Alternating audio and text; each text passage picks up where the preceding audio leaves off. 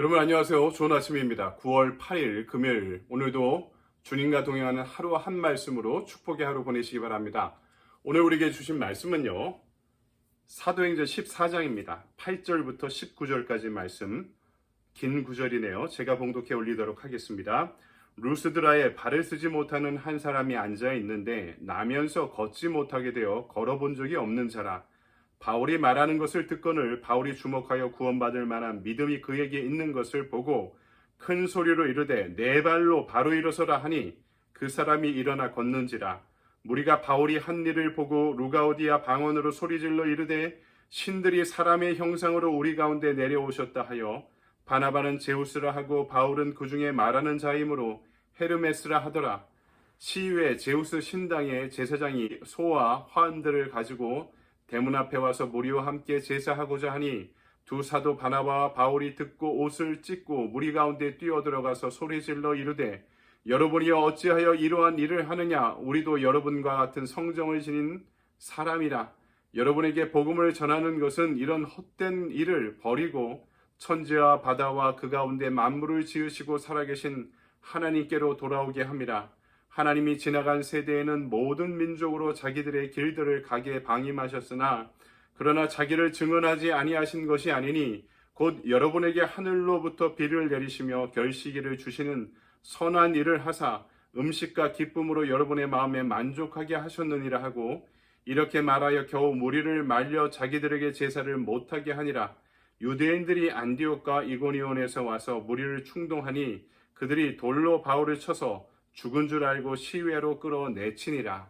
아멘. 주님의 말씀입니다. 주님께 감사드립니다. 이 아침에 오늘 우리에게 주신 말씀 가지고요, 큰 믿음, 작은 믿음이다 라는 제목으로 말씀을 증거하도록 하겠습니다. 우리가 신앙생활하며 착각하는 것이 있습니다. 눈에 보이는 것이 크면 큰 믿음이라 생각하고요, 눈에 보이는 것이 적으면 적은 믿음이라고 생각하는 것입니다. 오늘 우리가 읽은 말씀은요, 이런 신앙의 구조, 신앙의 판단에 대해서 근본적인 문제를 제기하고 있습니다.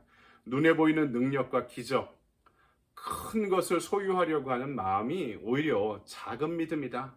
그리고 오히려 일상의 영역에서 하나님을 만나는 너무나 평범하고 약해 보이는 믿음이 오히려 큰 믿음이라는 것이죠.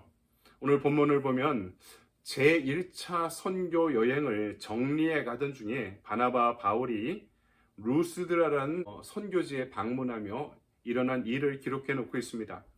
그동안 방문하던 지역마다요, 유대인 회당이 있어서 그곳을 먼저 방문했는데요, 유대인들과의 아주 격렬한 논쟁이 벌어지면서 유대인들의 박해와 탄압을 받게 됩니다. 근데 이 루스드라는 지역은요, 유대인 회당이 존재하지 않았던 지역이었죠. 그러니까 이 사도들의 선교 여행 중, 1차 선교 여행 중 최초로 순수한 이방인들만을 위한 선교가 이루어진 곳이 되었던 것입니다. 그런데 흥미로운 것은요, 이 루스드라는 지역에서 나면서부터 한 번도 걸었지 못했던 장애우 청년을 만나게 되었는데요, 그 청년을 전도하는 능력전도란 말은 기적적인 사건이 일어나며 복음을 전하는 행위를 가리키고 있습니다. 이 능력전도가 처음으로 이루어지게 된 것입니다. 문제는 이를 목격한 루스드라 주민의 반응이 그들의 목적에, 이 능력전도의 목적에 부합하지 않았던 것입니다. 오늘 말씀은 첫 번째로 우리가 바라고 있는 이 보통 눈에 보이는 것이 큰 믿음이라고 생각하는 이것의 허구와 환상을 보여주고 있습니다. 이 루스드라 사람들은 나면서부터 걷지 못한 사람이 걷는 것을 보고, 그것도 뛰어다니는 것을 보고, 야, 신들이 우리 가운데 재림했다 이렇게 생각합니다. 설교를 했던 바울을 헤르메스, 그리스 신화에 나오는 말하는 신입니다. 로마 신화에서는 머큐리라고 부르는데요, 신들의 대변인을 자청하는 신이죠. 연장자인 자였던 바나바를 제우스로, 로마 신화에서는 주피터라고 하죠. 이렇게 생각해서 제우스와 헤르메스가 왔다라고 제사장까지 와서 소와 화관으로 제사를 드리려고 합니다. 원래 이 말씀만을 읽으면은 야, 이들이 이렇게 과하게 하나 하고 그들의 반응과 행동이 잘 이해되지 않는데요, 이 사건이 이뤄지기 반세기 전, 한 50년 전에 그리스의 오비디우스라는 학자가 편집한 메타모르포시스, 변신 이야기라는 책을 보면 그 이유가 숨겨져 있습니다. 이 바울과 바나바가 방문했던 루스드라 지역에는 그 지역에 내려오는 신화가 있었습니다. 아주 오래전에 제우스와 헤르메스가 올림푸스에서 밤늦게 내려와 이 땅을 방문했습니다. 사람들이 이 인간으로 변한 제우스와 헤르메스를 알아보지 못하고 냉대하고 배척하죠. 이에 분노한 두 신이 이 루스드라 지역에 홍수를 내려서 지역의 사람들을 멸망시켰다는 것입니다. 하지만 이 지역을 멸망시키기 전에 유일하게 두 신을 친절하게 대접했던 빌레몬과 바오시스 부부만은 살아남게 되었고요. 이들이 엄청난 부의 축복을 얻고 후에 두 신의 제사장이 되었다는 그런 이야기입니다. 그리고 그들이 죽은 후에 마을에 두 개의 고목이 생겨났는데요. 이 나무가 바울과 바나바가 이 땅에 도착한 시점까지 남아 있었다고 합니다. 마을 사람들이 옛날의 전설과 신화를 듣고 야, 제우스와 헤르메스가 우리 땅에 오면 잘해줘야 되겠다 라고 생각하고 있었던 것이죠. 여러분, 백성들의 이런 믿음과 생각 속에 숨겨진 어떤 허구와 환상이 있는데요. 그 사람들에게 신은 축복을 주는 통로였을 뿐이지 신의 진리가 무엇인지, 신이 우리에게 준 소명이 무엇인지, 우리와 신의 관계는 무엇인지에 대해서요 별로 생각하지 않고 있는 것이죠. 그것이 중요하지 않았나 봅니다. 그들의 믿음이란 허울을 통해서 이 생에서 얻을 크고 좋은 것, 그것에 집착하고 있는 그들의 잘못된 믿음의 모습을 보여주고 있는 것이죠. 그 증거가 무엇입니까? 오늘 우리가 읽은 19절 끝절 말씀 보니까 그들의 행동과 태도가 곧바로 드러나지 않습니까? 자신들에 대해서 우상으로 섬기지 말라. 바나바와 바울이 자신들이 옷을 찢으며 말리고 설교하니까 루스드라 주민들이 동요하고 실망합니다. 그리고 얼마 지나지 않아서 이고니온에서 찾아온 유대인들의 행동에 동조해 두 사도를 하루아침에 죽이려는 폭도로 돌변하고 만 것입니다. 여러분, 루스드라 주류 사회의 동의 없이 외부에서 온 사람들, 그것도 유대인들이 자기 마을에 손님으로 온 사람들을 어떻게 죽일 수 있겠습니까? 당시의 문화로 가능하지 않은 일이었죠. 당연히 이 지역 루스드라 주민들의 동의와 합의가 있었기 때문에 가능했던 사건이었던 것입니다. 여러분, 이 장면을 보면서 생각나는 것이 있지 않습니까?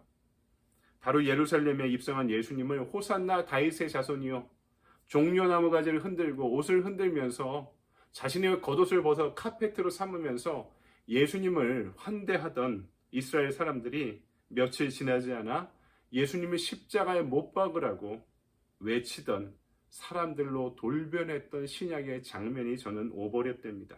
여러분, 이것이 바로 강하고 좋은 것에 집착하는 신앙의 허구와 환상을 보여주고 있습니다.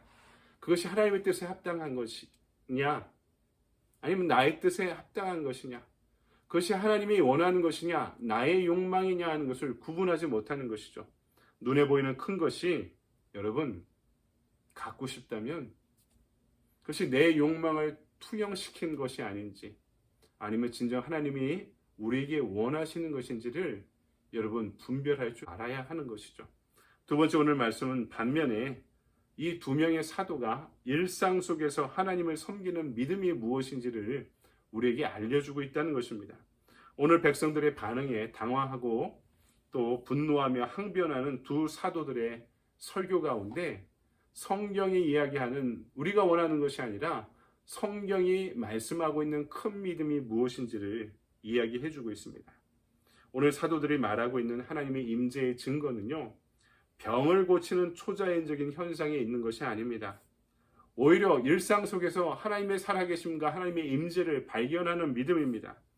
천지와 바다 한가운데서 모든 것을 창조하시고 지금도 살아계신 하나님께서 자연과 일상 한가운데에 활동하고 계시다는 것입니다. 다시 말해, 봄이 되면 파란 싹이 돋아나오고, 여름이 되면 무성한 가지에 나뭇잎이 푸르고, 가을이 되면 열매가 무르익고, 겨울이 되면 모든 생명이 땅속으로 들어가는 추나추동의 변화 가운데에서도 하나님의 임재를 느끼라는 것입니다. 인생의 계절에서도 마찬가지입니다.